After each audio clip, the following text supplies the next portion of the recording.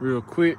If the quality ends up being somewhat poor, I'm sorry. I'm out here in the country, so kind of just gotta get with what we can get with. Um, like it says in the title of the live, we do have a oil leak.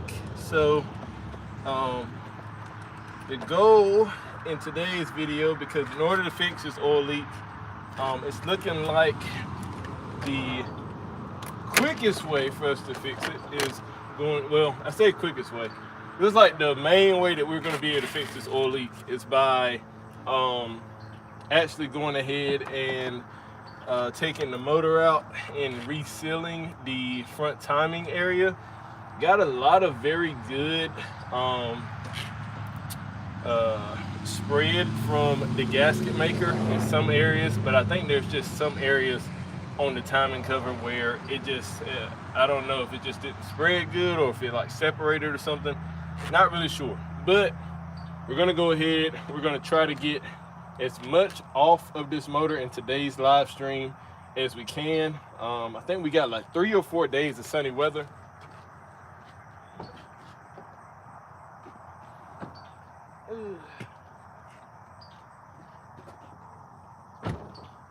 And so while we have that sunny weather, we're gonna go ahead and do our best to get this done, because I have a surprise coming in for you guys. We actually just got a person to, for lack of a better term, sponsor one of our videos. We got a company called Everything VQ. They are sending me out a billet oil pan for the car because it's leaking oil. Originally, it was just leaking whenever I had just got done driving. You guys can probably see the oil puddle right there, but originally it was just leaking whenever I had got done driving. And then I did my best to seal it up without having to take the motor out of the car. And then one day I checked and I just noticed there was just a big puddle, and now it's leaking even with the car just sitting here. It's like a very slow leak because the car has been sitting here for, I'd say, about a week or so. So we're gonna go ahead and see if we can take that out. But yeah, guys, we got our first sponsor, man, because of you guys. We got our very first sponsor because of you guys. So that is freaking awesome. That is freaking awesome. Let me get a screwdriver. Okay. I think just about all my screwdrivers are in the garage, which I'm gonna have to go back up there anyway, cause I gotta get my oil pan. I mean my oil drain pan, because I do plan on draining the coolant out of here, because I got to get the radiator out. So we're gonna have to drain that coolant out. Let me see if we got anything in the chat real quick. Nothing in the what's going on with you, Chris? See you, buddy.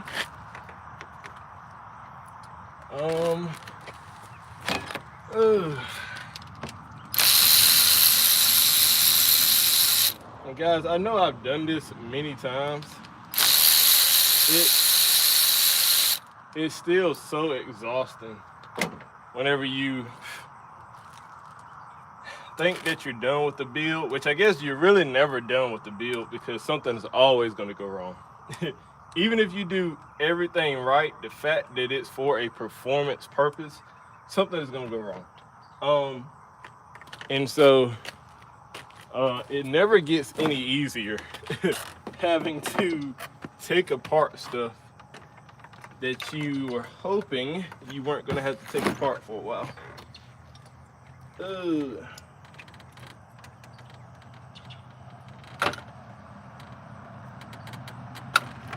Alrighty. So what I'm going to do first is, right now I'm just trying to get most of the wiring out of the way. This battery is going to end up coming out first, and then the all the wiring and everything over here, we're going to try to flip over to that side. Matter of fact, let me go ahead and pull off this terminal. That way I can lift that battery out. And then the battery, I did bring out some, I actually brought out some bags so that I can put some of these bolts in a bag and just label it. That's a good rule of thumb. If you are ever trying to be a mechanic, make sure that you, when you got bolts, make sure that you actually put them somewhere and label them. Put them in a bag all together with the assembly that you took apart. So if you're taking apart you take an alternator out, put all the bolts for the alternator in one bag, label it. Once you get good enough to the point where you remember stuff, you won't have to.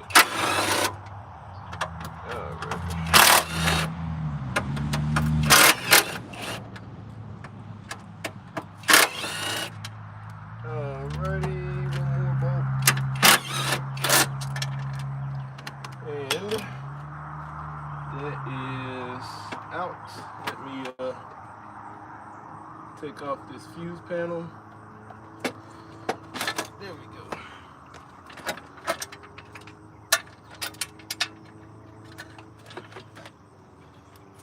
I think one of the other downsides to this is that I know I'm gonna have to drain the I'm gonna have to drain the transmission fluid as well.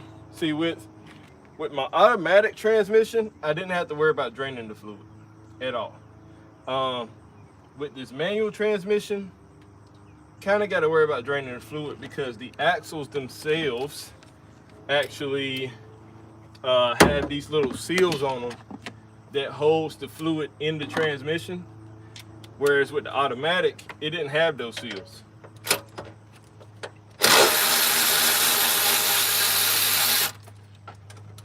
So if you pull the axles out of the automatic transmission, because you were, you know, trying to actually pull the motor out, if you pull those axles out, the transmission didn't drip any fluid. It stayed sealed. So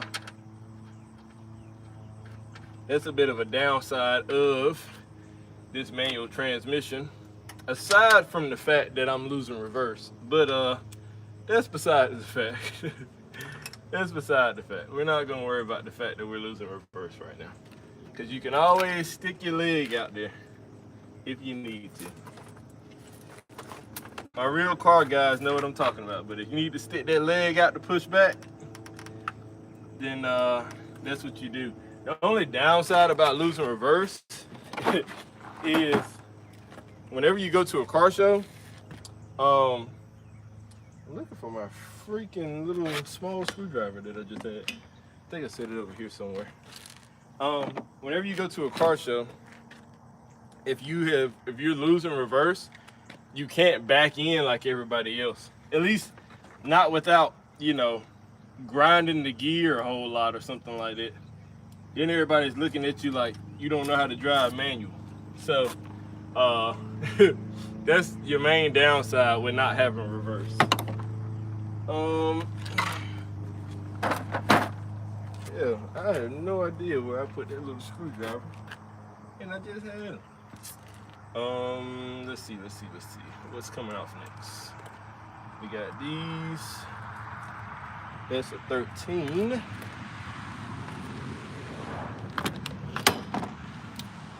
I'll find the screwdriver later, I'm sure.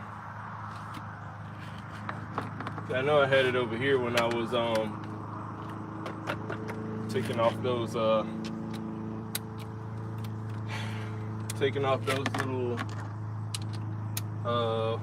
what are they called? Connectors. Let's see.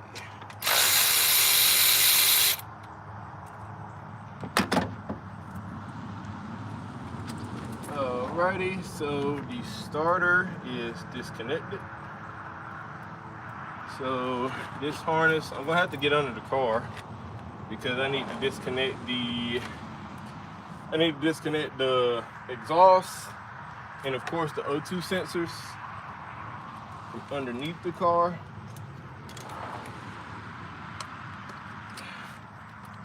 And like I said, the main reason I'm doing this is just because if you got an oil leak, sometimes you can fix it, sort of like putting a band-aid on it. But sometimes you need to just go ahead and stitch it up and not BS. And I don't want to BS it. And I am going to have to take the intake off because I need to pull the injector rail off too. I was thinking I was gonna have to do that. That sucks. I'll do that real quick. Let's see.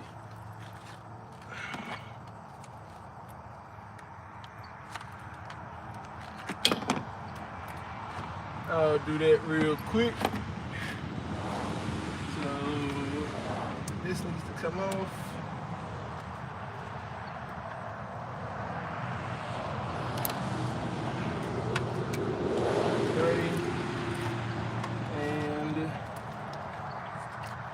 On this side. Now, I'm using a screwdriver again. Look at my small one right here. I knew I had set it down there over there somewhere.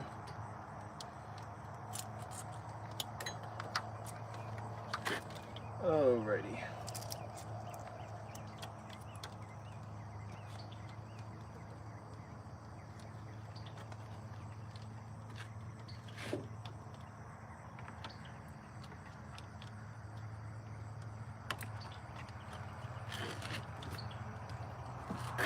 Good gracious, son. This one right here is a pain in the butt to get out.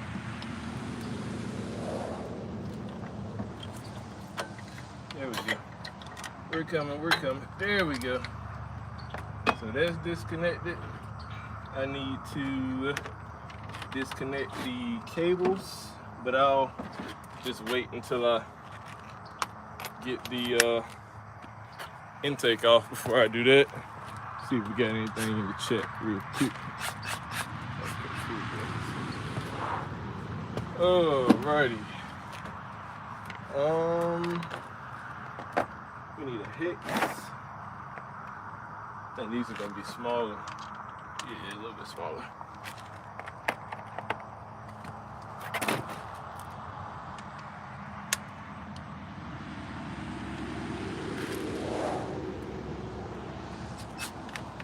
Alrighty.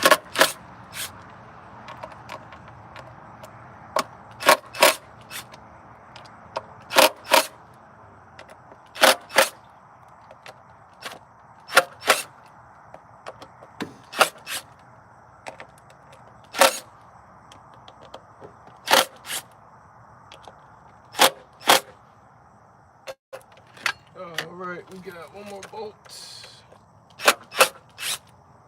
Bit. And let me switch this out for the 10mm so I can get this bolt right here off.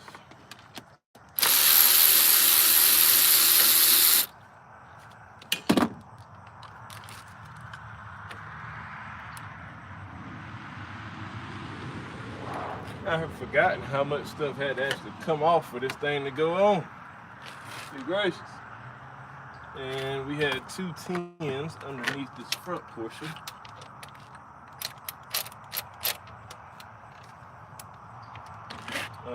Let's see.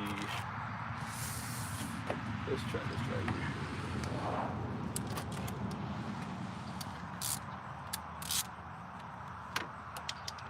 I think I might have to use one of these, buddy. I have to use an actual wrench right here. Let me make sure that I'm loosening. So we're going lefty, so that was righty tighty. I think this is lefty loosey. Yeah, I think this is lefty loosey. We're about to be going the wrong way, buddy.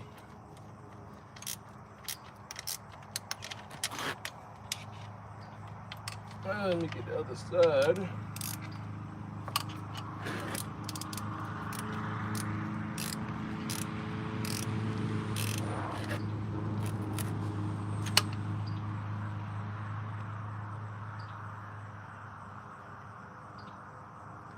See, like all these bolts, which I'm gonna put this thing. I'm probably gonna put it back together as soon as I take it off long enough to get the injector rail off.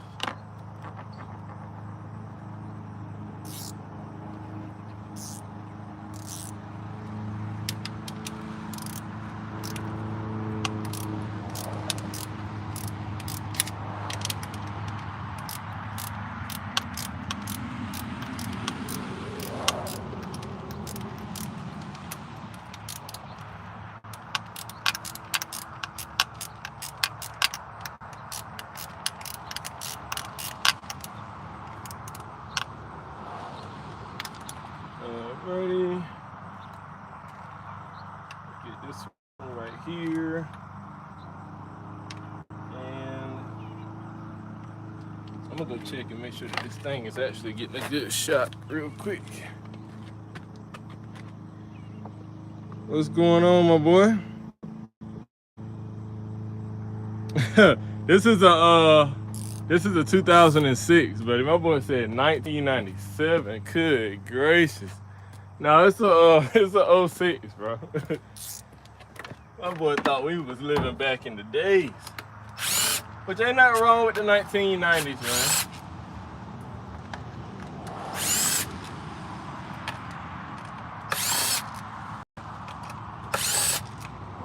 For those of you just joining, we got an oil leak.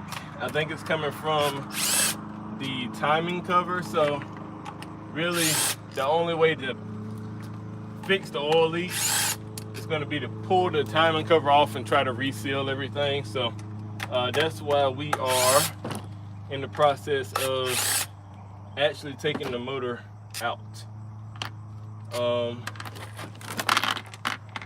Don't really have a whole lot of daylight left, so not sure how long this process is going to take, but that should be all for getting this intake off. Woo-wee! You can smell the E85, buddy. Good gracious. And we are on E85 with this thing too, so good Lord of me. All right.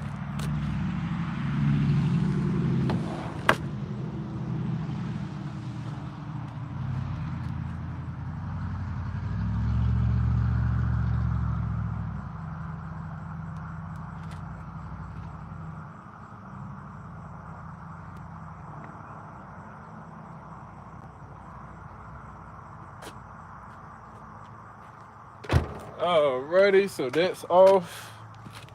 O-ring is still up there, still looks good. So we're gonna go ahead and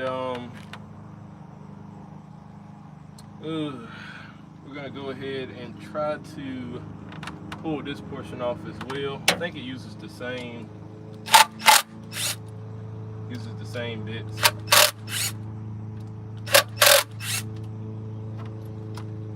Might need to hold this.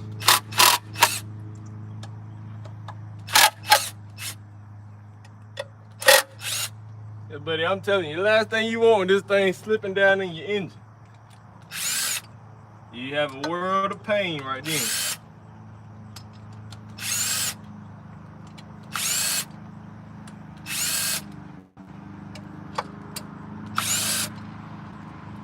Alrighty. I forgot I got some vacuum lines attached to this as well. All right. One.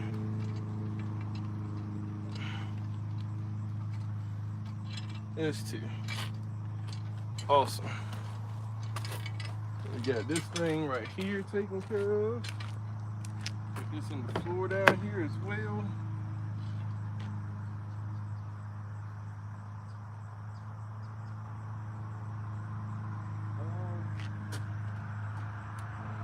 might want to actually, hold on real quick, guys. Let me try to get like a little paper towel or something real quick to put up here. Let me read chat real quick.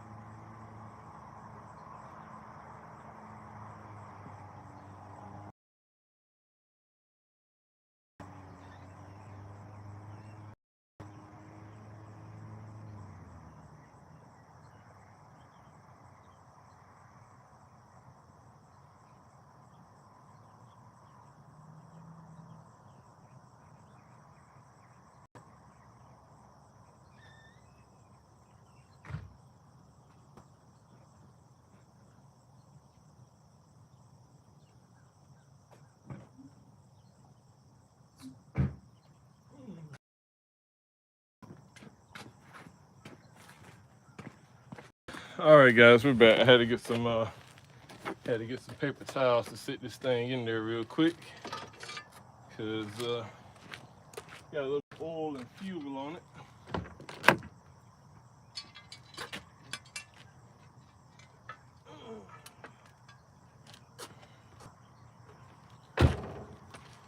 All right, awesome.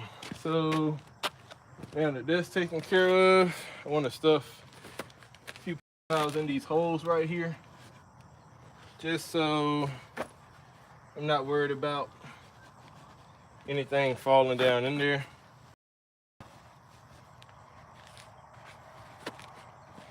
Could have just put tape on it, but it'll be all right. I'm sure I'm gonna need these. Paper towels at some point later on. So it might look like I'm wasting them, but I promise you we're gonna use them for something. Even if they get a little bit of oil on them, we're gonna use them for something. Alrighty. Next thing is to start pulling this. It's gonna be a 10.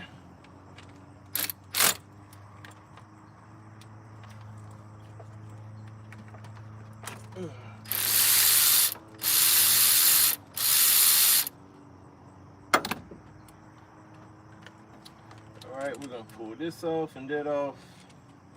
Nice. Put this back up here. And so these two can separate. This is going to, this whole thing's attached, so this needs to come off too.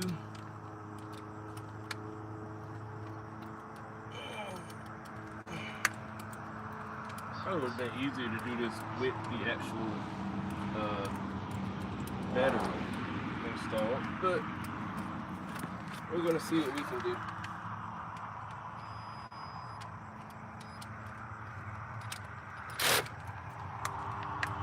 Let me try with this one. Because it's got to come up off of there.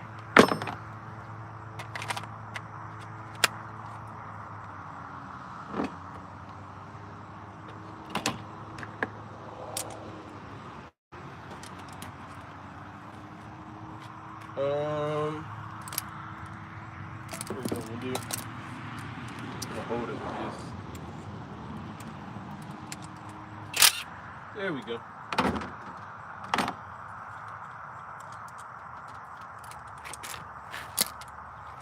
So this can come off. I'll stick this back up here for right now. And stick that up there. That's good to go. Now this little harness right here can start coming. I got two more things to unhook from the actual transmission. And matter of fact, let me go ahead and take off these shifter cables.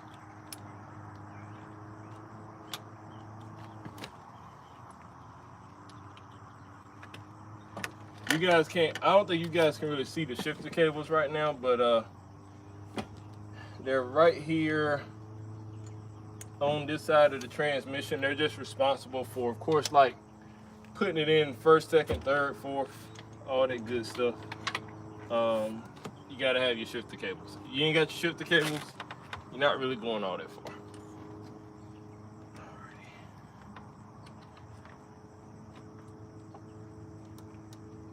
And mine actually came with these upgraded bushings like this. The OEM bushings are not plastic, they're rubber. These right here are like a polyurethane type material, so these are a lot better feel. You don't have that bit of a rubber sort of vagueness whenever you're trying to shift. It's sort of quick and immediate, which is one thing I like about these versus, you know, the rubber ones that you get OEM. Alrighty.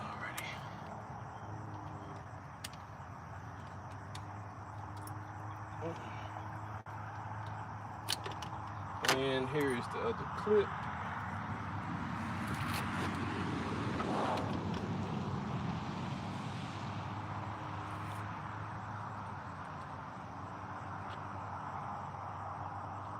All right, so these are gonna get set off to the side over here, and that gives me easier access for the actual sensors.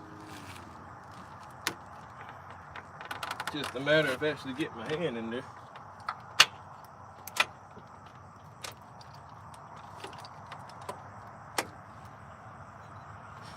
Let's see what's right there.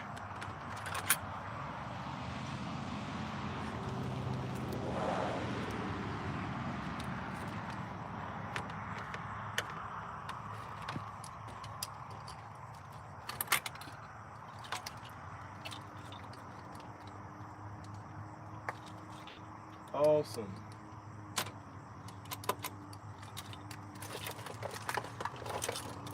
Alrighty guys, we are getting close.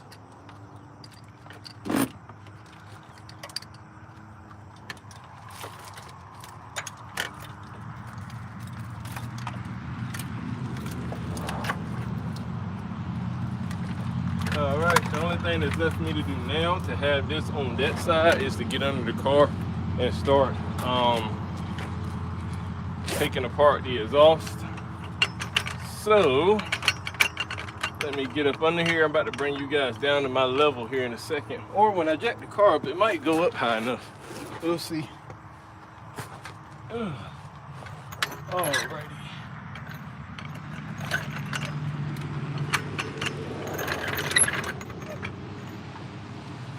Alright, let's get it jacked up.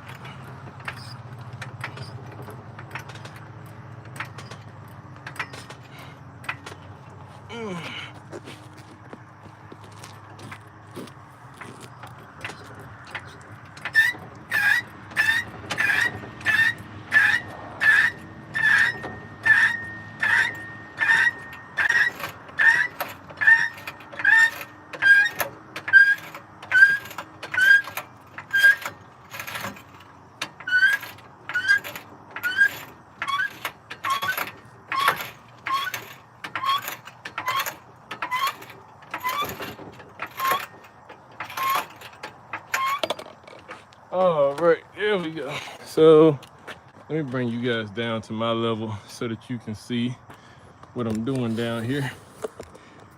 Basically gonna be taking apart the exhaust. You can kind of see the oil leak a little bit more.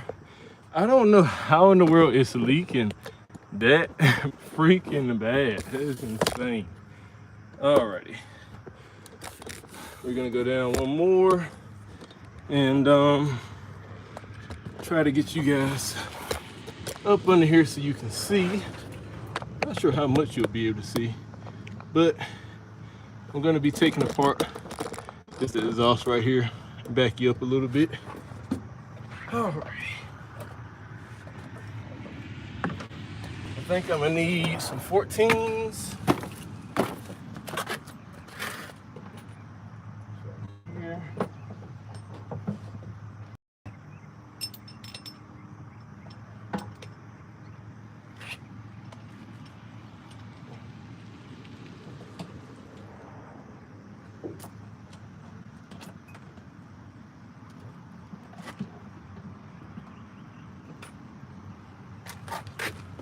Here we go. Had to get some tools. I need this, and I know I'm gonna need one of these right here as well.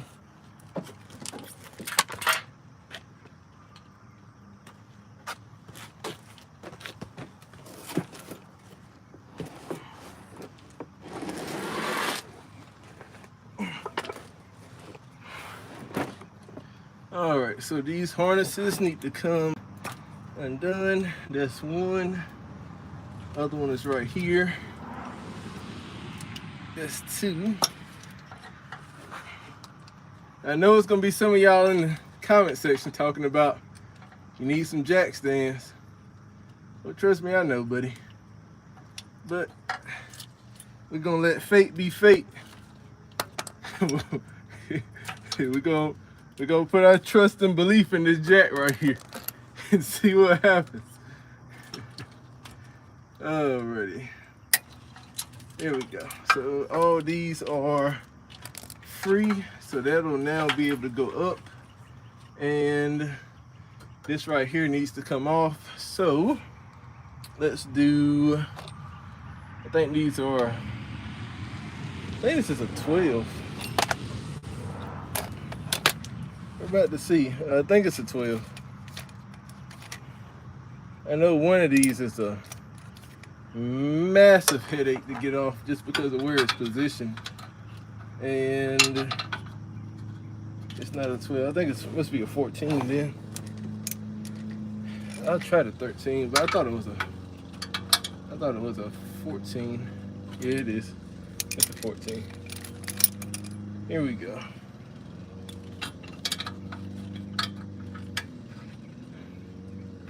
Here we go.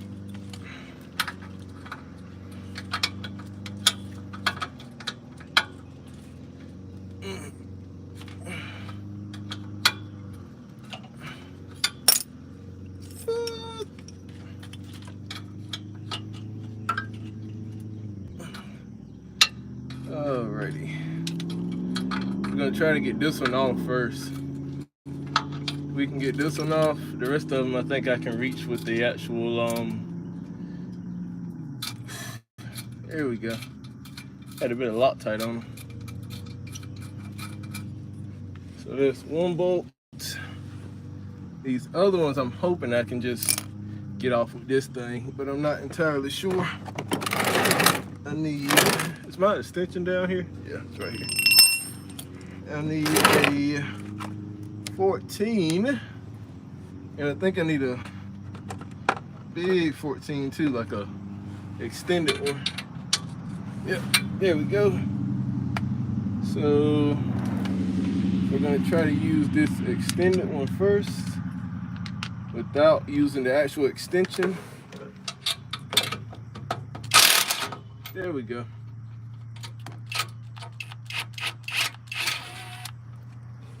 Awesome. So that's one.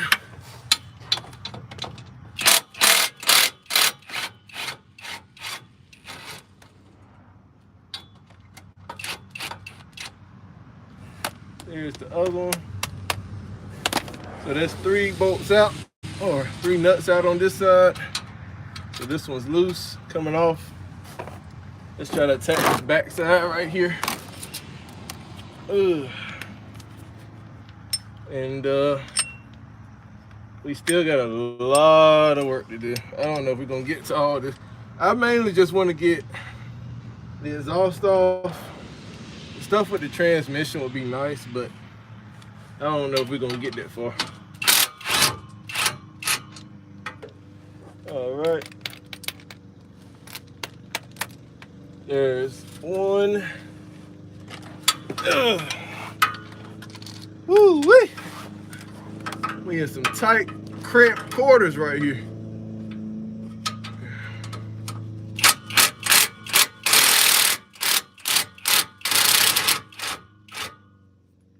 I think the actual bolt up there is turning, so we'll get that in a second. Alrighty. Awesome. there's another one.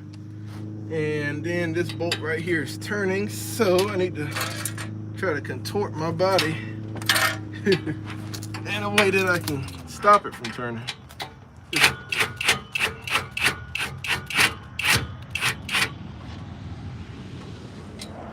There we go. There's 3. Alrighty, so now I need to undo one more thing.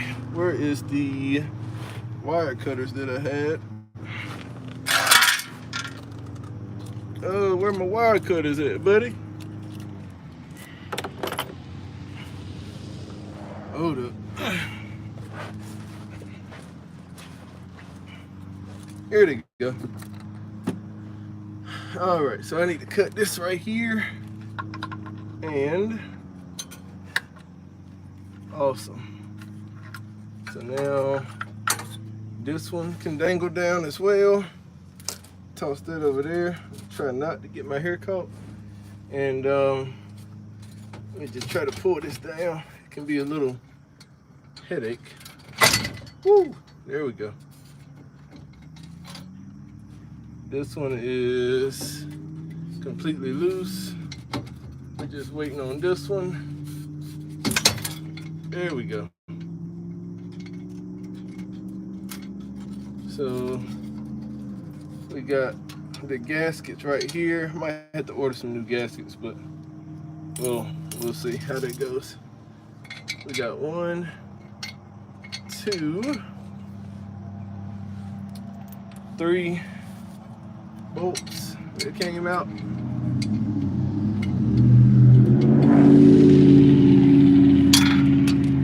Some dude going by in a Mustang. And over here we got another gasket, being a little bit more stubborn than these ones on this other side right here. There we go. This one is out. And then we got 1 bolt. Got a mosquito biting me. We got 2 bolts. And here is the 3rd bolt. So exhaust is disconnected from the motor. That means all the wiring that has to do with it, O2 sensors and such, are disconnected. The main thing that has to be disconnected from down here now, it's going to be these axles, but we'll get to that in a second. I want to try to get as much of this wiring out of the way as possible. Come back up to the top. Alrighty. I'll bring you guys back up here with me too. Alright, let's do this.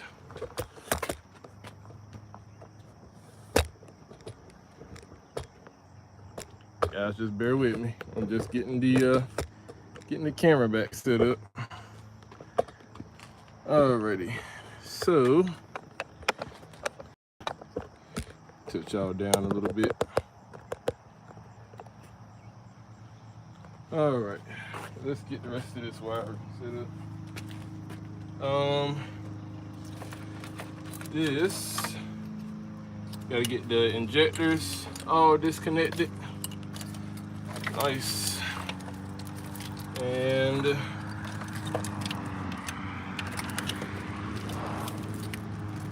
now all this right here should come up and lay off to the side, just like that. So that's good. I think the rear harness is on a completely separate sort of spectrum. So not too worried about it, because it can stay with the motor. It has its own connection to the engine harness itself, so all I got to do is disconnect it, and it'll go ahead and come on off. Matter of fact, here is the connection right here. Go ahead and undo that, and I won't worry about I guess really I could just leave these right here in, since that is the case. Go ahead and leave these plugged in. I might have to go throw on a coat. Cause these mosquitoes, buddy, I'm telling you, ain't no joke.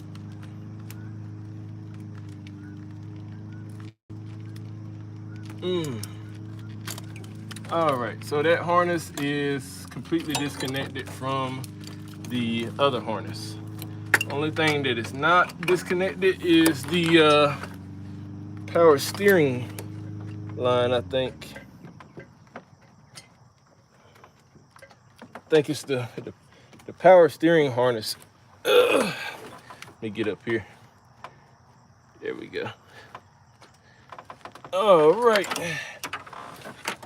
So now everything truly is disconnected from this wiring harness. So that's good to go. Got to get this injector rail off. But before I even worry about doing that, I think I'm gonna go ahead and try to get this radiator out of the way. So let me try to grab let me back you guys up some right there. And let me go and grab something to catch all this fluid.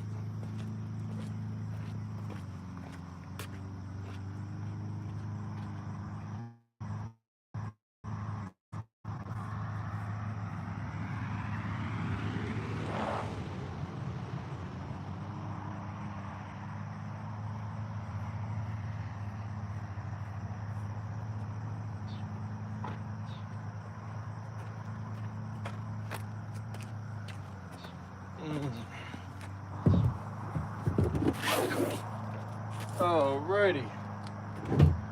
You guys probably won't be able to see this, but I'm gonna be down here. I'm gonna go ahead and drain this radiator fluid. Actually, let me pick up these bolts and stuff real quick for this exhaust.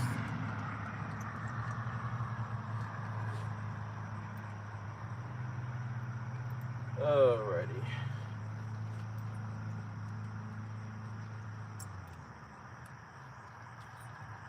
And I'll pick up these two. Awesome.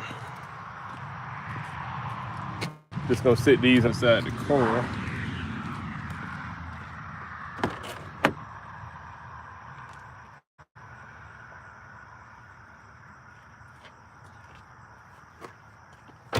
I try to car work can sort of clean up as you go.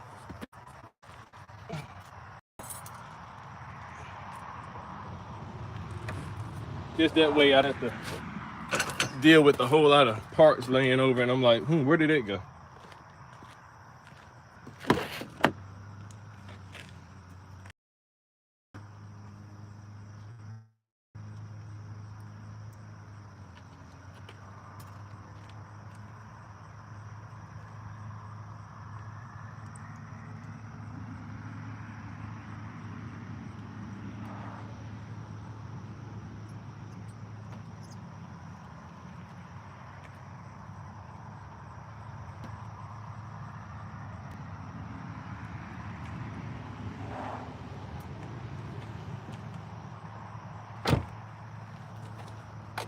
Alrighty, we are looking pretty freaking good to start trying to drain this fluid. So let me try to move this jack out the way a little bit.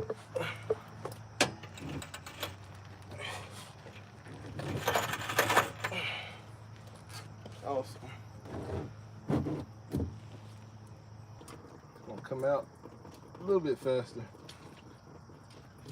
A little bit nervous about just how fast. That's all right.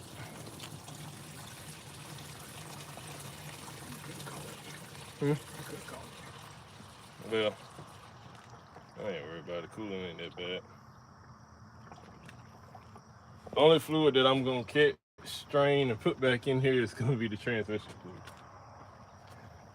And that's only because you basically got to almost order it in order to put it in there. You could get some AutoZone, but it's like, I think you need like 3 quarts. And that AutoZone quart's like $25 for the year oil. It's like, buddy, that is ridiculous.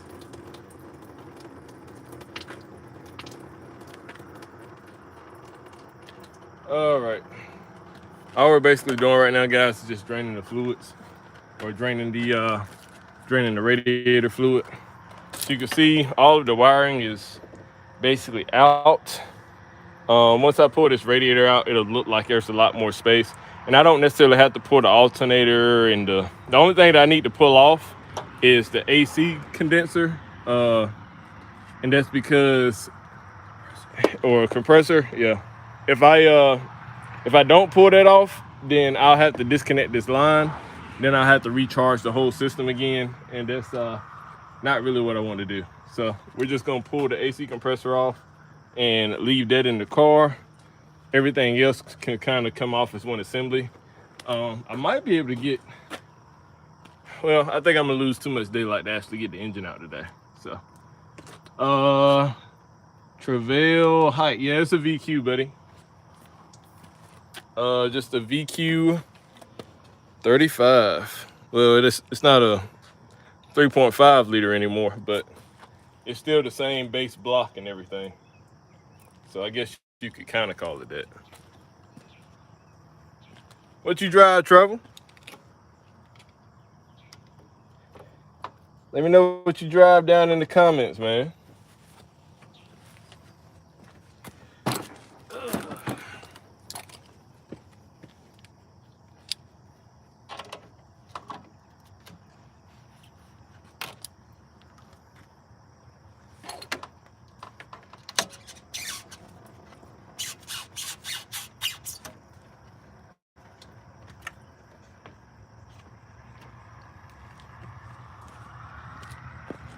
My boy said a single turbo. Oh, my boy, hey, how much power are you pushing, man? Single turbo built motor. Yeah, it's a so see, I decided not to go the turbo route. I just decided to go with the displacement route. So I stepped mine up to a 4.1 liter. So it's still a built motor. It's got forged pistons, rods.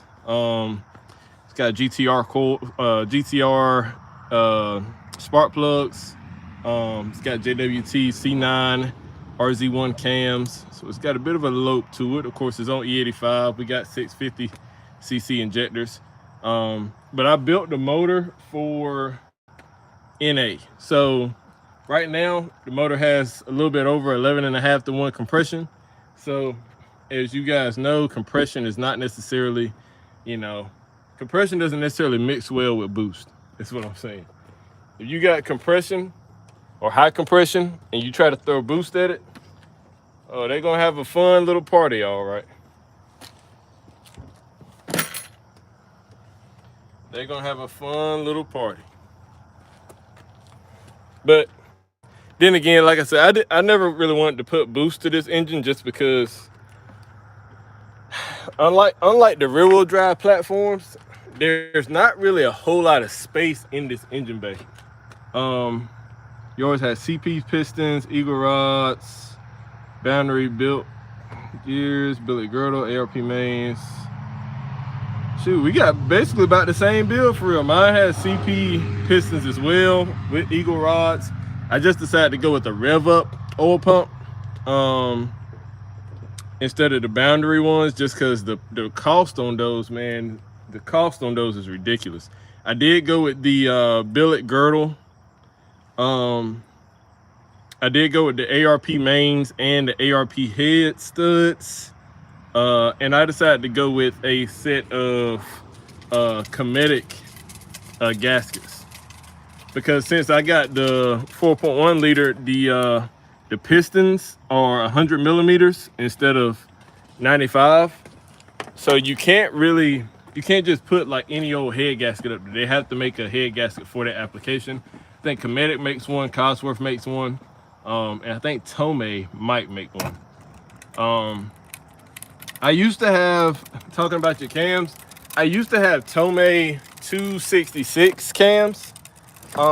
Actually, I still got them in there in the garage, but I decided to go ahead and upgrade, just because with those cams, I know that the 274s is probably a little bit different, but with the 266s, I didn't really get a whole lot of lope, and I felt like I was leaving some power on the table.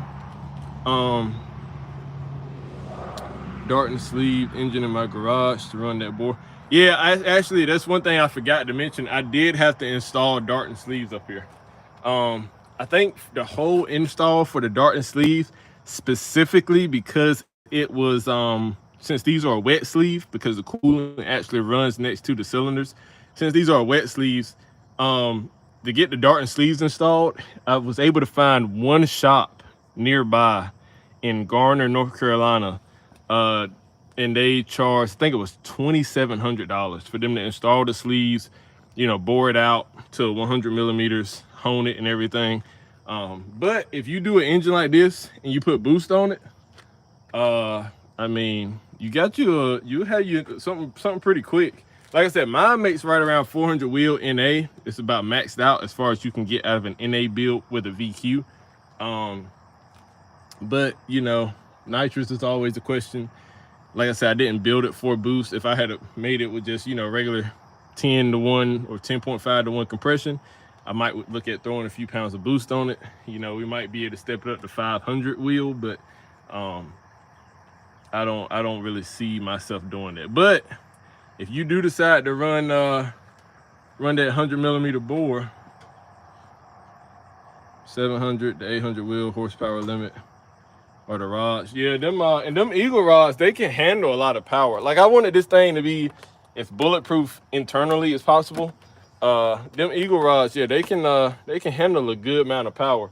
I don't know, I know that I've seen guys push you know, 800 wheel horsepower out of those VQs boosted, but I think you got to run a heap load of freaking PSI whenever you're trying to push boost in order to make that amount of power. Now, with the 4.1 liter, you might not have to run as much PSI, but it's still gonna be up there, bro. So only thing I worry about running that much boost, especially on a high revving engine, you make a window in that block real quick. Hold on real quick. Let me go in here and disconnect this radiator hose so I can pull the radiator out.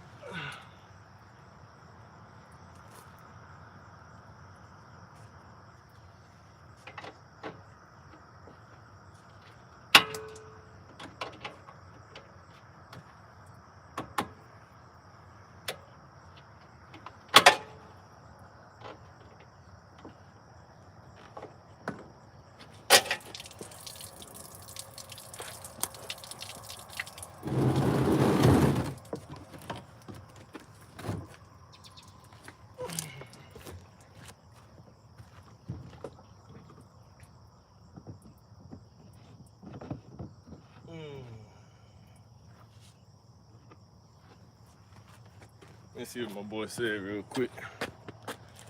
I've seen a VQ with only 14 PSI. Well, yeah, that, I mean, those VQ HRs are boss level too, which this has the HR heads on it.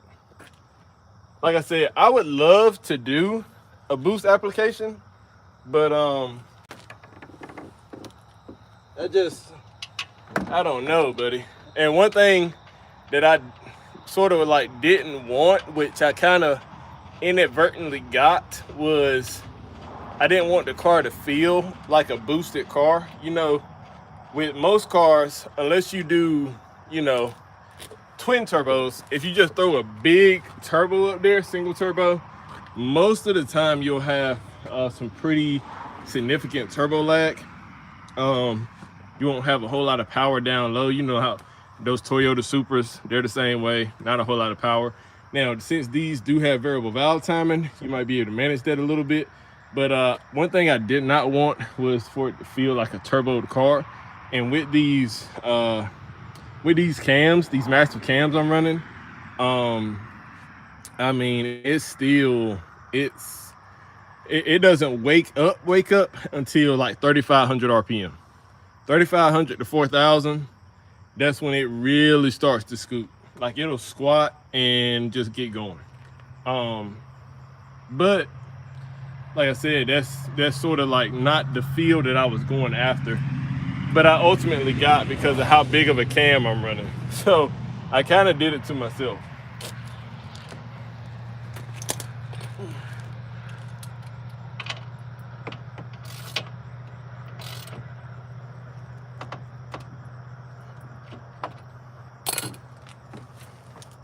I don't know if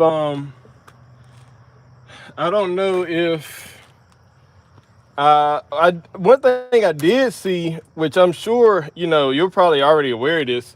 There's actually a Stirling supercharger kit that you can get for these VQs. Now, it's my understanding that the supercharger kits for these VQs have not had the best rating because of how expensive they are and then how little horsepower you get out of them. Like, I've seen guys running, the Stirling supercharger making the same amount of power or less than I'm making right now with my build.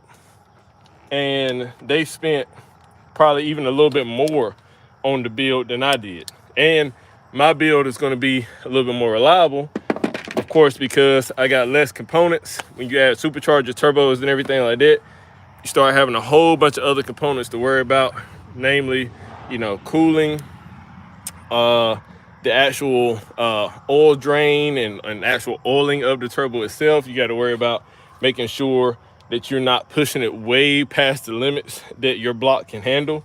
And so those guys that are basically making the same amount of power that I'm making with the freaking supercharger, I think that's kind of a bit of a waste of money. But one of those Stirling superchargers, I think it's the old gen Stirling supercharger, it sounds just like them Hellcats.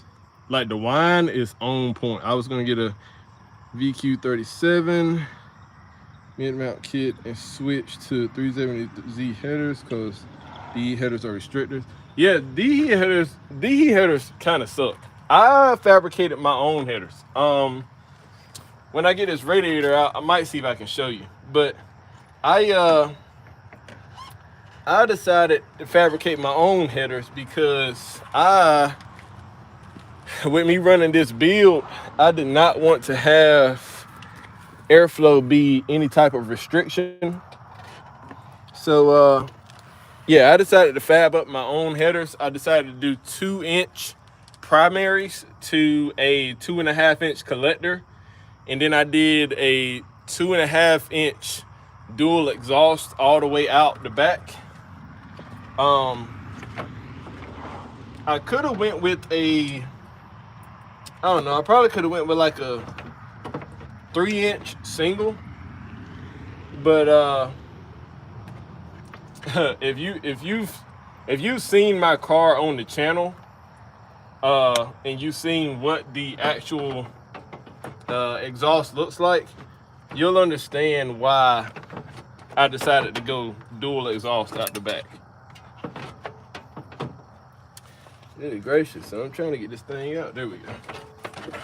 Awesome. Radiator is out. So I'm just gonna sit it right here for right now.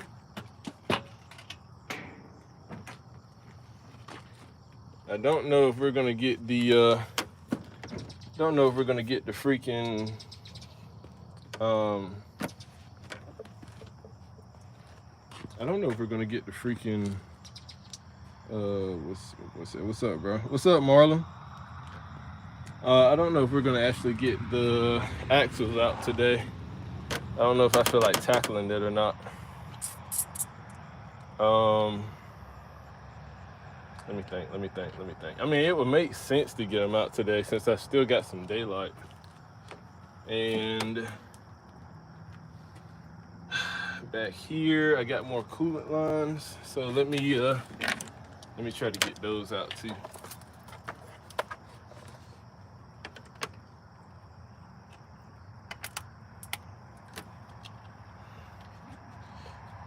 All right, so that's one coolant line right there. And where does this one right here go? I can't remember. Oh, that stays. That's just gonna stay on the motor. Okay. So we take that one off. I think those are coming from the heater core. And we got one more coolant line right here that needs to come off. My biggest thing is I don't want to move too fast with this and miss something and go to pull the motor out real quick and then something gets real screwed up. So we are trying to do this as diligently as possible. A little bit more coolant that we lost. That's all right.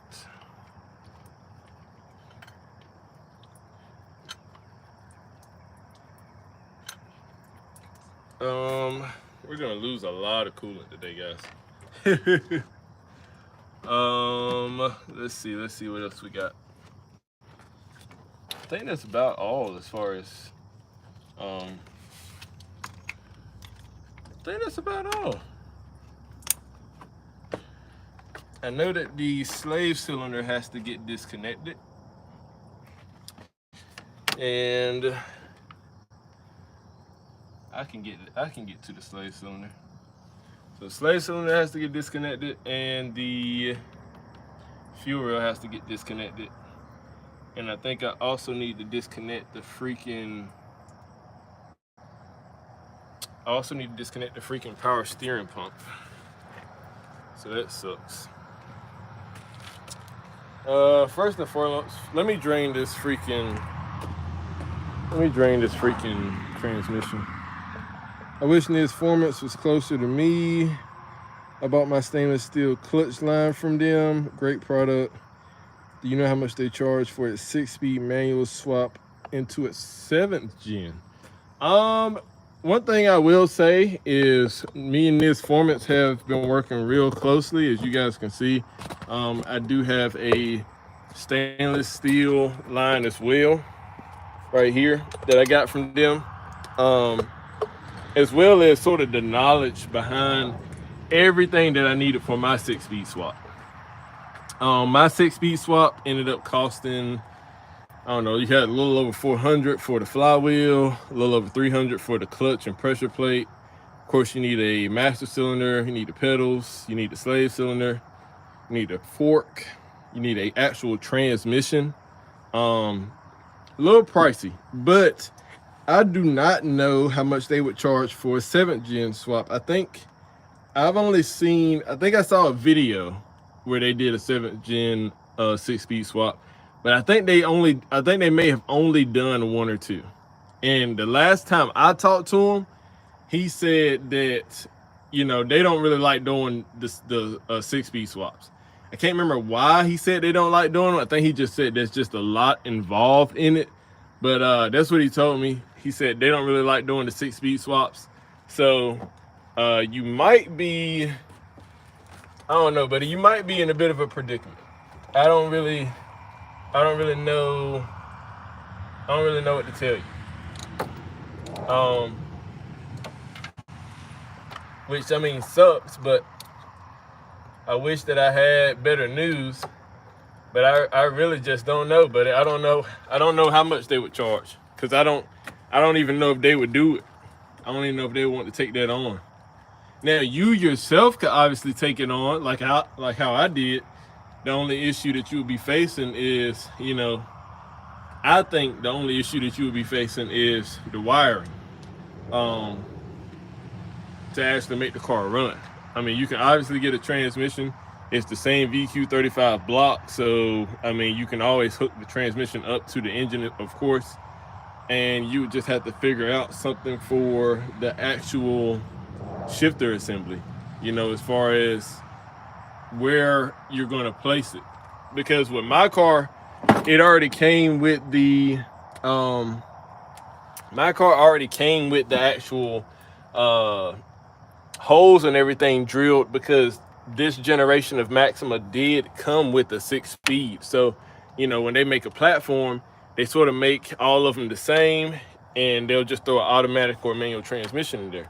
And so since this already came with the 6-speed in some applications, everything that I needed was still kind of sort of drilled for me for the most part. The only thing that wasn't drilled was the master cylinder location. They had the actual location like cut out, but they didn't have the holes drilled for it, so I had to drill those holes. Everything else though, I mean, already had the holes drilled and the holes threaded. So I'm not sure, buddy. I wish I knew. I really did. I wish I knew for you, but I just don't. But it wouldn't be cheap. I'll tell you that.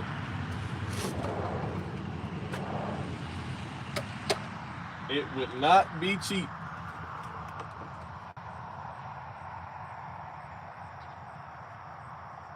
Not cheap, buddy.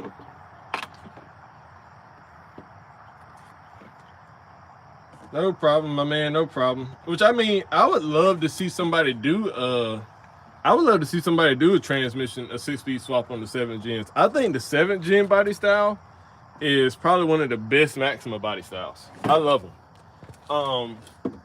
It's just a matter of, you know, a 7th gen with a 6-speed swap that's a fun time. But like I said, you gotta figure out exactly how to do it.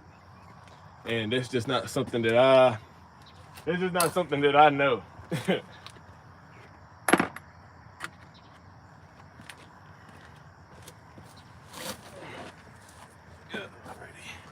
All right, guys, I'm trying to drain this manual trans. Give me 1 second. It is in the hole. Never mind. Alrighty.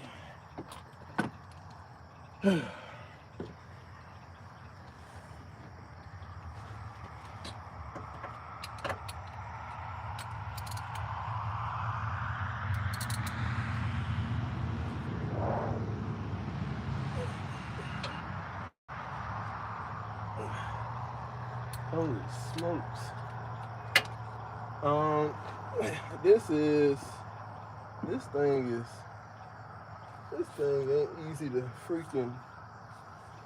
thing ain't easy to freaking get out. Hold on. Let me see. Let me try something real quick.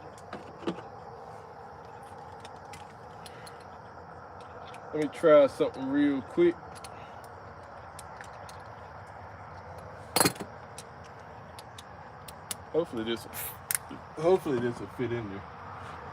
It might not, but there we go.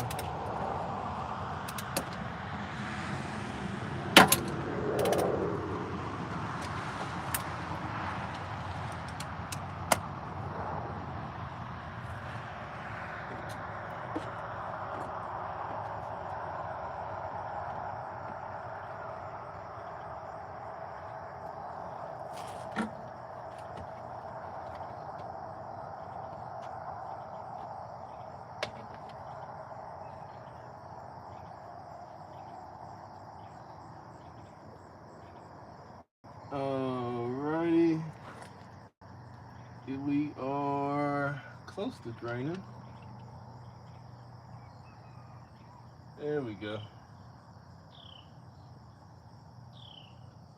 I gotta hold it a little bit so that it doesn't all start spewing out way too fast, and then I lose so much of it. Because like I said, this gear oil for this transmission is not cheap.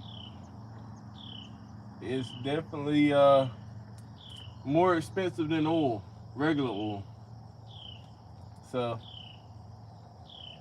I try to catch this, strain it, and reuse it when I can, because you don't have as much issue reusing oil in a transmission, especially a manual transmission, as you would like actually trying to reuse the oil in your motor or the coolant in your motor.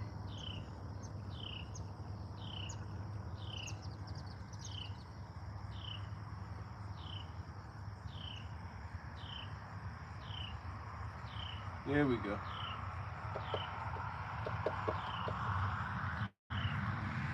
Oh, I'm just gonna let that drain for a little bit.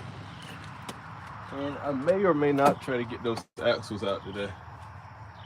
I may or may not try to get those axles out. We'll see. We will see. Guys, we've been live streaming for way over an hour. We've been live streaming for over an hour. I'm gonna pull you guys over here because I think I'm gonna go ahead and at least try to get the axles out today. I ain't gonna try to pull the motor, but if I can get the axles out, you know, that's one less thing. I'll put the wheels back on, sit the car back down, and that'll be all she wrote. This is a lot more complex than people think. That's why folks charge so much for putting a motor in, because it's actually not an easy process taking everything apart and putting everything in. Now, if it was easier to just pull my motor out rather than pull the motor and transmission out, then I wouldn't have to worry about the axles. I would just simply disconnect the engine from the transmission, and then I would disconnect the axle bracket from the engine block and call it a day. Pull the engine out, put it back in. But with the manual transmission, since you have a shaft and a spline, the shaft that goes into the actual clutch, there's not a whole lot of space for, you know, pulling and disconnecting and trying to separate things when you pull them out. There's not a whole lot of space on a manual transmission when all you have is a torque converter that gets bolted to a little small flywheel. There's a bunch of space, but on something like this, there's really not a lot of space.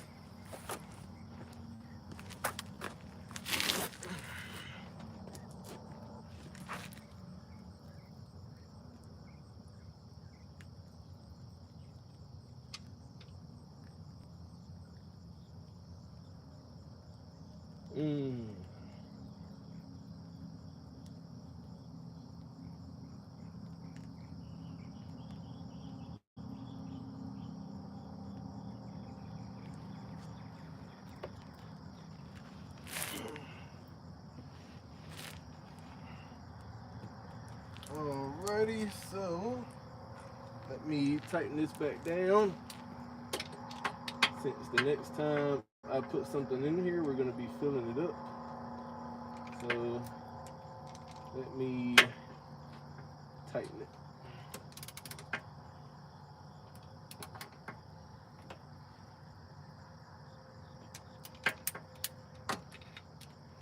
All right. So now when I go to pull the axles out, I'm not going to lose a whole lot of fluid, which is good. Let me cap this off real quick.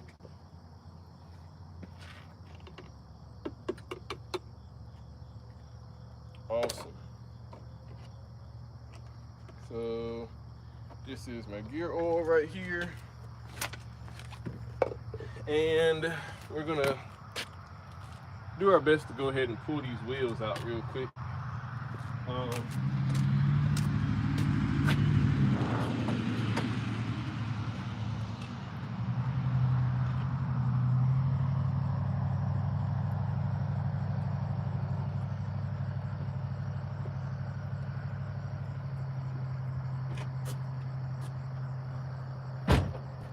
Alrighty.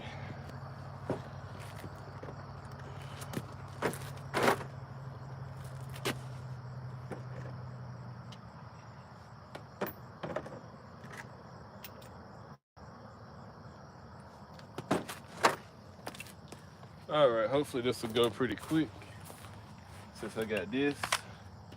And I might as well put these back in here because I'm not going to be able to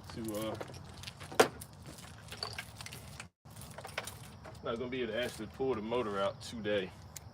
But we do have basically everything disconnected except for the actual fuel rail and the power steering. We probably need to disconnect that too.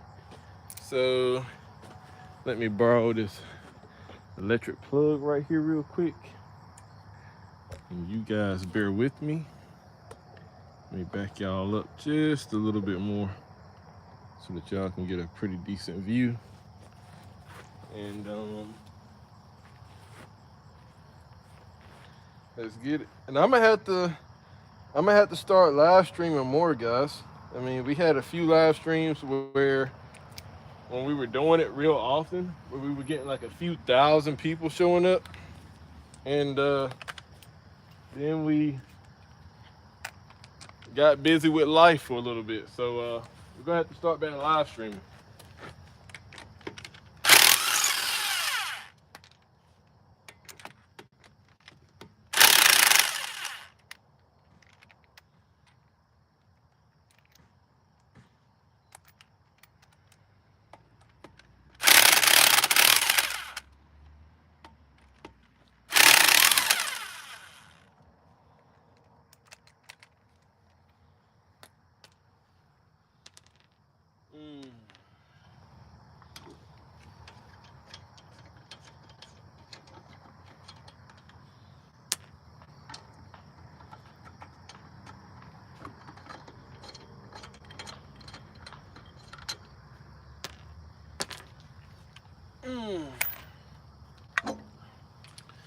Alrighty.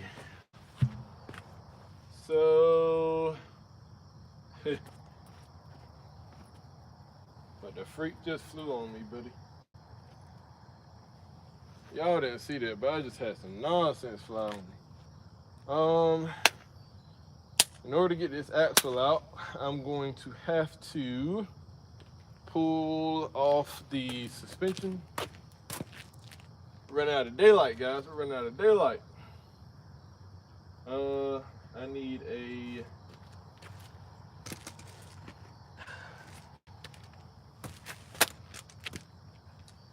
what do I need? I need one of these, I know that. And I need a 19, which I have over there. I need a 21. That's what I need. So let's see if we can get this thing off pretty quick. I don't know exactly how quick we're gonna be able to get these bad boys off, but we're gonna see. We're gonna test our speed.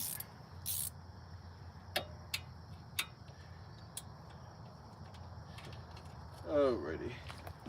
That's Lefty Lucy. Come on now, work with me. Work with me. And that should be a 19, but I think I'm gonna need I think I might end up needing like a deep socket.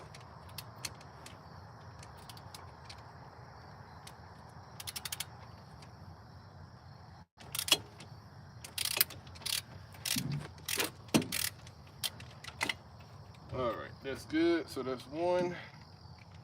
And this one right here is the 21.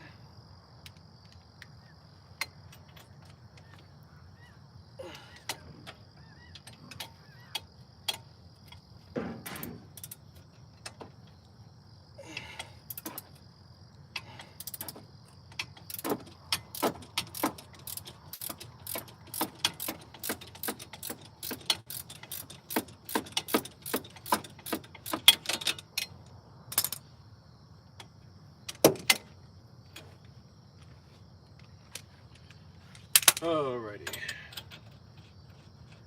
So that's that.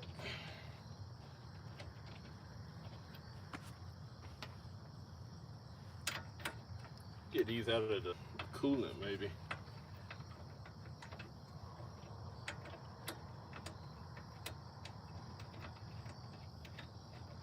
I don't think I had to pull the actual tie rod off, but we're about to see. Now, before I get started with this, I want to get this cotter pin and everything out.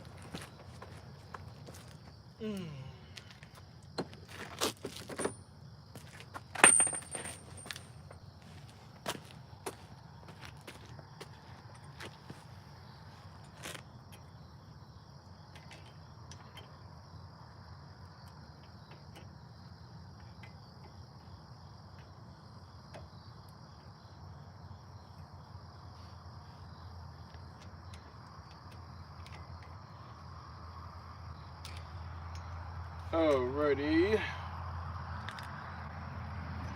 Let me get a bit of a hammer to hit that with.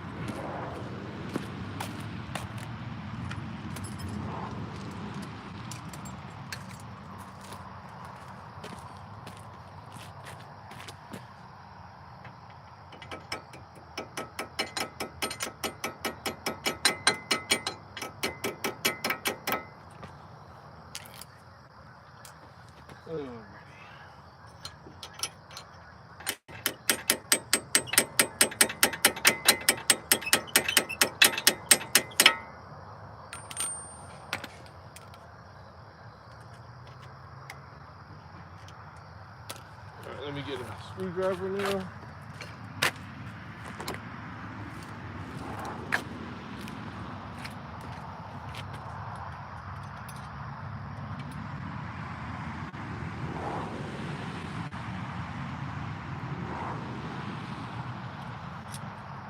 Oh my gosh, this thing is difficult to get out.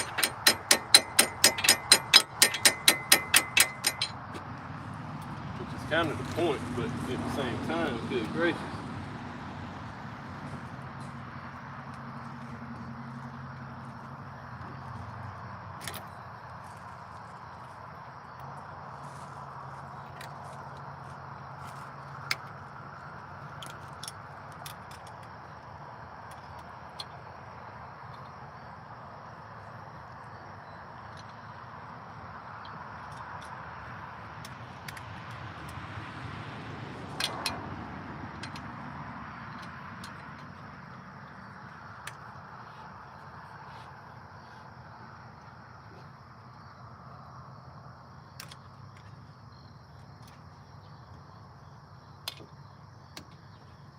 All right, we coming out slowly but surely.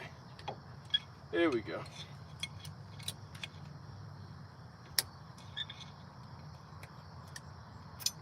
There we go. One cotter pin out.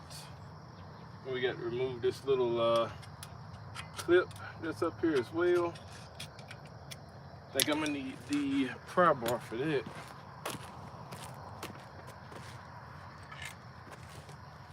We might only be able to get out one side today, guys. We might only be able to get out one side. The clip is out, and we need to get out the actual bolt holding on the axle.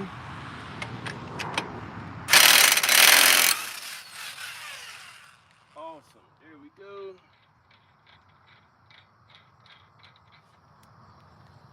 Get off. All right, so now it's just gonna be a matter of popping these out, whichever one comes out first. And what keeps trying to fly on me, buddy? That moth had to die. He wouldn't leave me alone. I ain't wanting to do it to him, but he just wouldn't stop.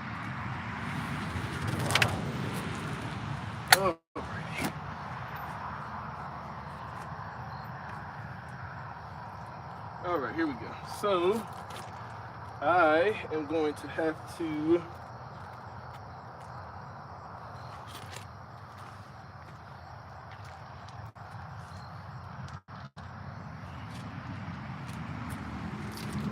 I'm gonna have to hold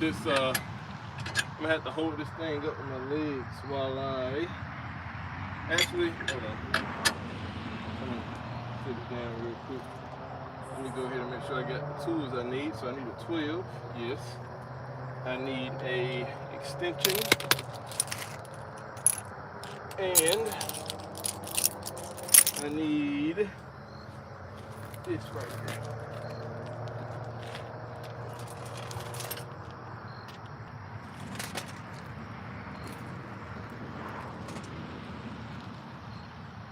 I think this will work. Let me get one more extension, one or two more, just to be safe.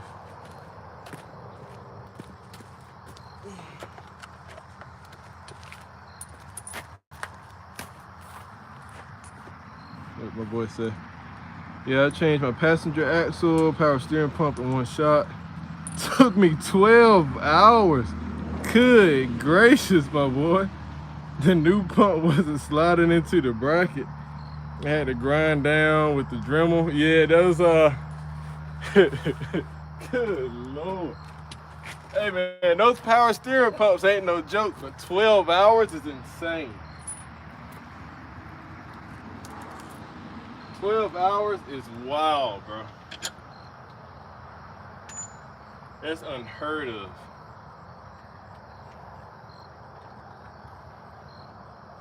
Bro said it took him 12 freaking hours. Good gracious.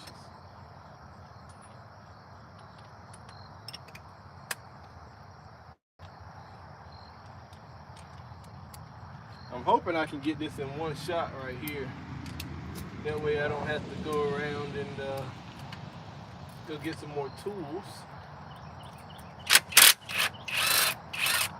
All right, that's one bolt.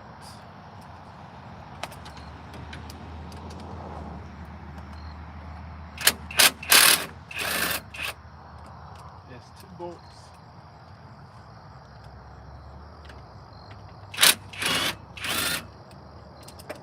There's the third bolt.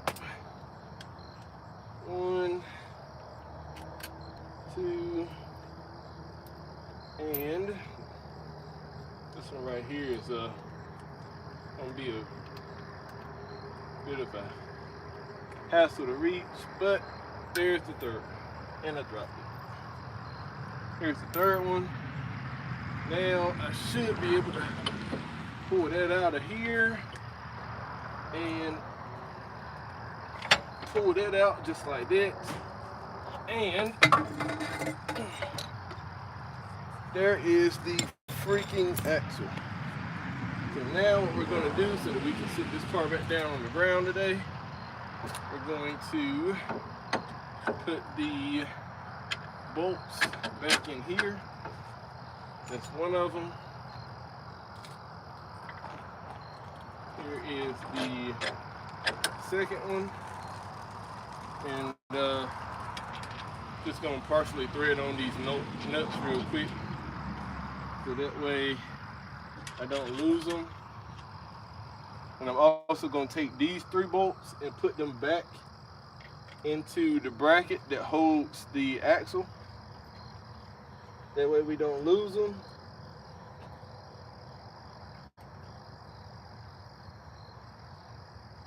And then I'm gonna put this wheel back down, and I'm gonna try to get to the other side before it starts getting too dark, because I'm sure you guys can see we are losing some daylight. I'm sure y'all can see that. So we got those in. We got the knuckle back on as well. Let me move this over here. And now we're going to just put the wheel back on, just so we can actually sit the car back down.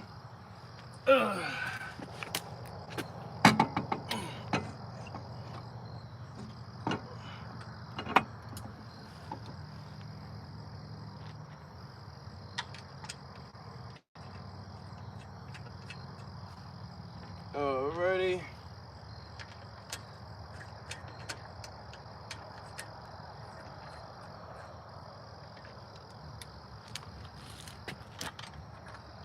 I'm hoping, oh my God, what just flew beside my ear? I'm hoping we can get to the other side today, but I'm not entirely sure yet. Because I know that the axle on the other side has a clip that holds it in. The axle on this side is held in by that bracket. The bracket the axle mounts to the bracket, and that bracket holds it in the transmission. On the other side, there's a clip that's on the splines of the actual axle itself that holds it into the transmission. So hoping we can get that off real quick. That way that's one less thing that we have to do tomorrow. My boy said started at 5 p.m. Didn't finish till 5 a.m. the next day. That's crazy. It was a real pain. Much respect for all the real mechanics. I don't know how they do this stuff every day. It's not horrible, but it definitely ain't easy.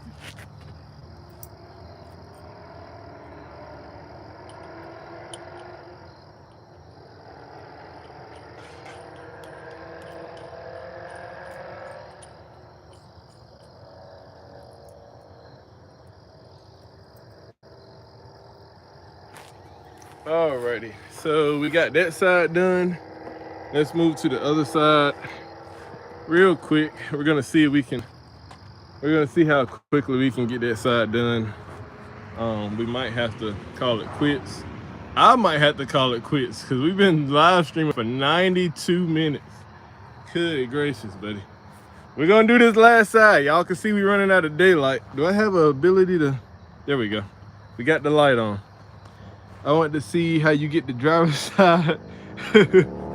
So I'm gonna do that one then, and then that'll probably be it. As a matter of fact, I'm gonna bring you down to I'll bring you down a little bit closer. That way it's a little bit easier for you to see. Let me go on the other side and get the tools that I used on that side, and I'll be right back.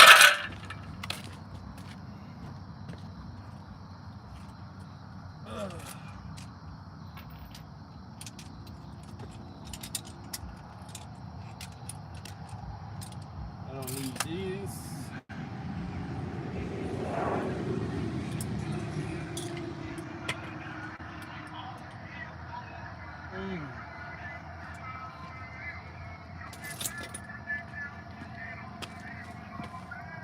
Hey man, somebody playing Kevin Gates over there blasting it.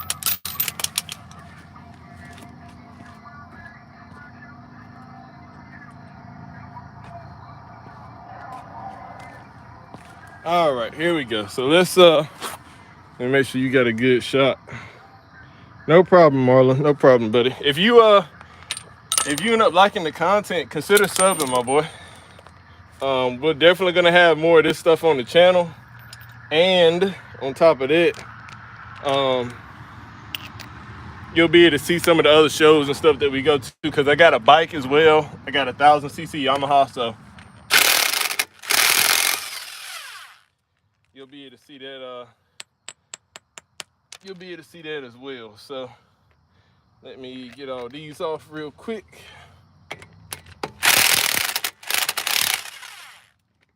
Alrighty.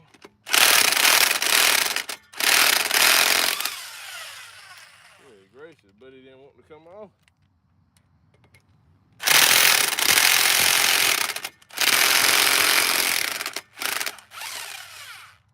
There we go. And last but not least,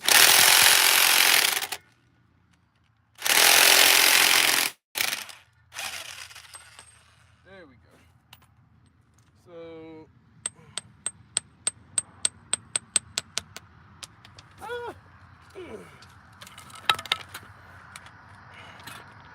sorry, I had a lug nut go flying on me. I'll be happy when I get this wheel off so I can sit on it.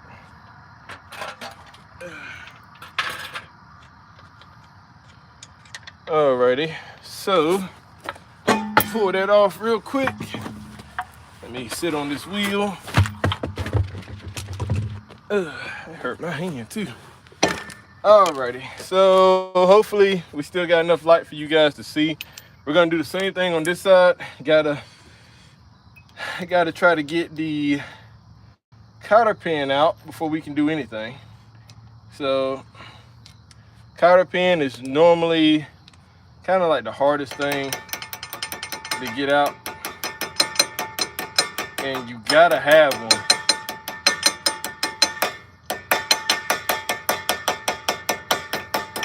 I've seen some people run without cotter pins. Me personally, not something that I want to do.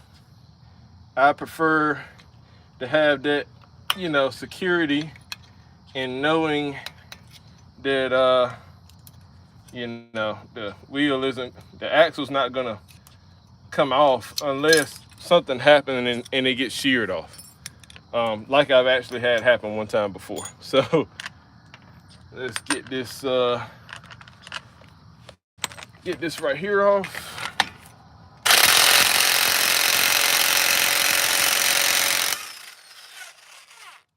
There we go. But it was starting to scare me a little bit. I didn't know if it was gonna come off. Starting to scare me just a smidge here. All right, let me make sure we still got a good shot. We do. Thanks, Marlon, for the sub, Brody. Thanks for the sub, man. For real. Alrighty. Is this the 19? I think so. So, oh, that's right. I need a long one, but this thing is still just long enough that I can kind of stick it up here and not have to worry too much about it. Let's bend that down a little bit. That's lefty loosey, righty tighty. Let me just try to, hopefully, now, I'm hoping I don't break my wrench, but it's possible. Luckily, they were cheap on Amazon, so if I do break it, hey, it is what it is. Alrighty, that's that.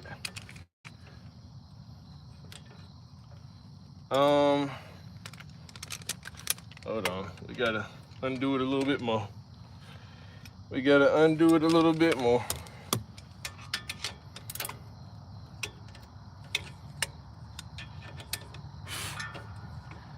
And y'all lucky I like y'all, man, because I'm about to get bit up by mosquitoes. I'm already seeing them. I'm gonna have to go put on the coat.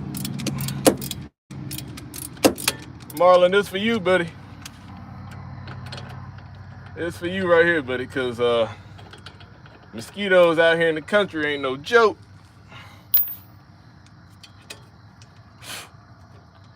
They ain't no joke. Alrighty.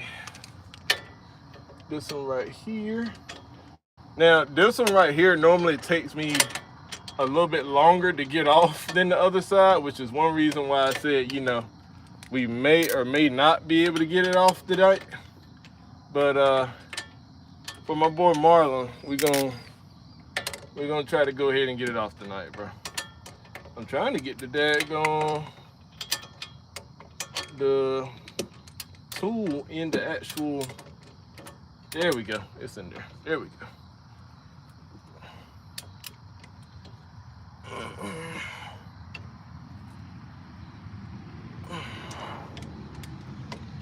Hold on, let me move it up a little bit more.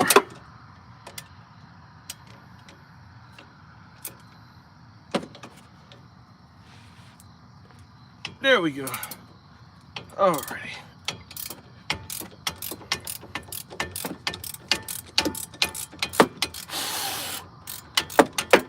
But I hope y'all can see the mosquitoes coming, because they sure enough coming, buddy. I hope y'all see them. Oh my God. I am about to get chewed up. I'm about to get chewed up. Sometimes you can, whenever it comes to trying to get this one on this side off, sometimes you can just yank it. Sometimes. If you yank it, it'll come off. Other times, you actually need to try to get a pry bar up in there and pry it off. I'm curious to see which one it's gonna be this time. We're gonna try to yank it, but I can't make no promises on that actually working tonight. So we'll see. We'll see. So let's get it off. Now we're gonna just try yanking it first before we do anything else. Yep, there we go. Just that simple. And we got it out. Now, sometimes you'll have to go in there with the pry bar and try to pry it out. But if you get enough sort of force on it, almost like a sliding hammer, you can just kind of yank it out. And that's it. Let me go ahead and try to put this thing back up here so that we can get the wheel mounted. And I can go in the house.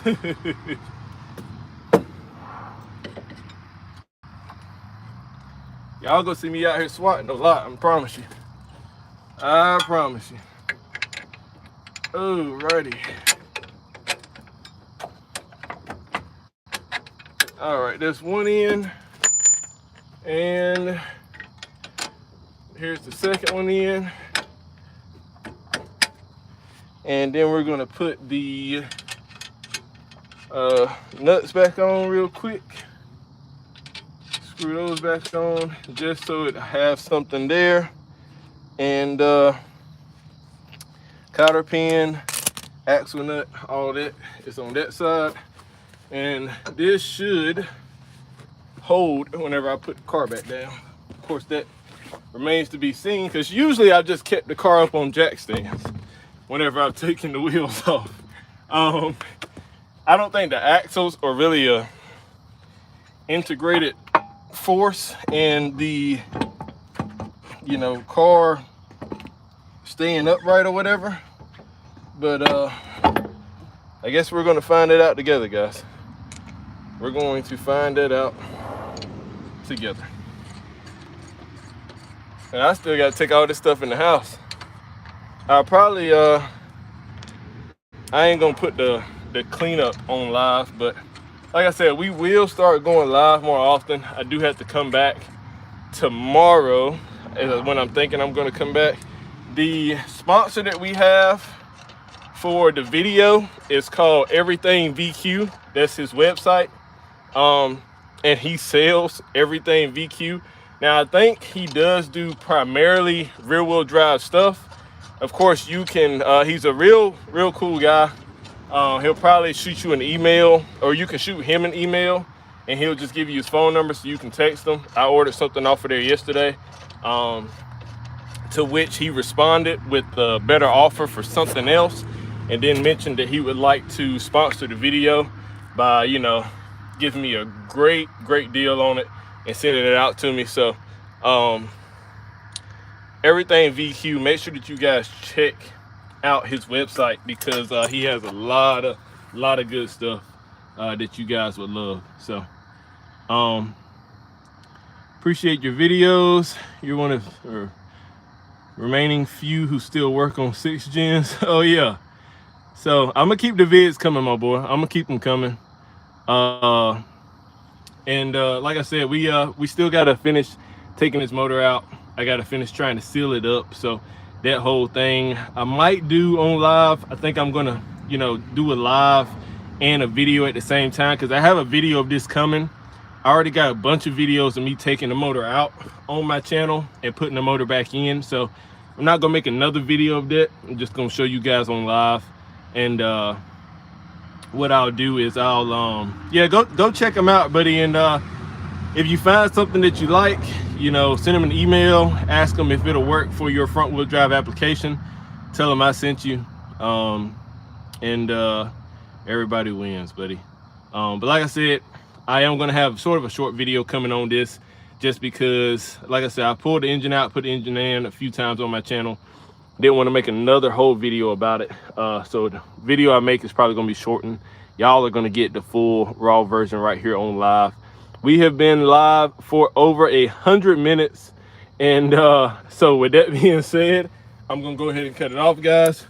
If you like this type of content, make sure that you like, comment, subscribe. We are gonna be pulling the motor out probably some other time this week. So be checking to see when we go live later on this week. But just like that, guys, thank y'all for tuning in. I'll catch y'all in the next one. Peace.